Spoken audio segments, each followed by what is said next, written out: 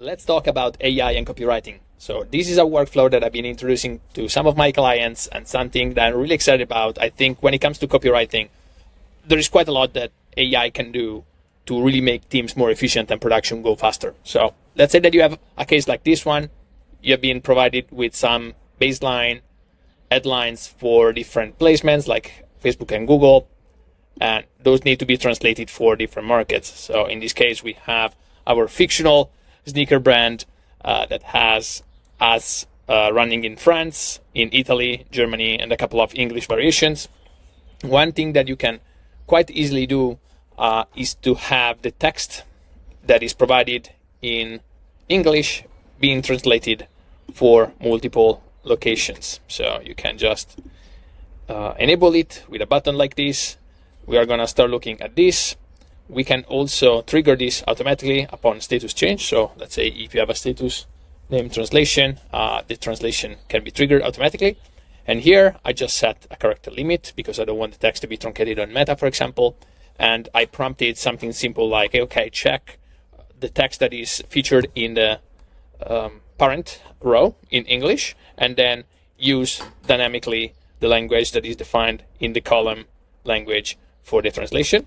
And as you can see, I have now this text featured in all these different languages.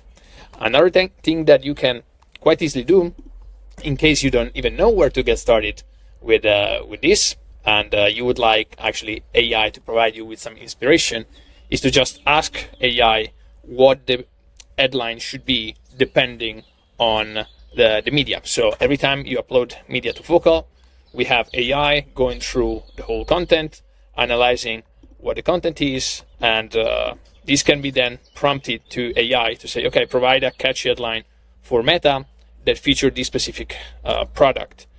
Even in this case, with a click of a button or automatically upon upload, we are able to have AI generating an headline for you. And of course, this is now product specific. In this case, we have sneakers in these creatives here, but then you have a skateboard on this one. And as you can see, the skateboard has a dedicated headline which respects the character limits that we have given them. Is going to respect emoji, for example, if you wanted to only use specific emojis to be more brand consistent, and so forth. So I think these two things combined are pretty powerful. This doesn't need to be perfect.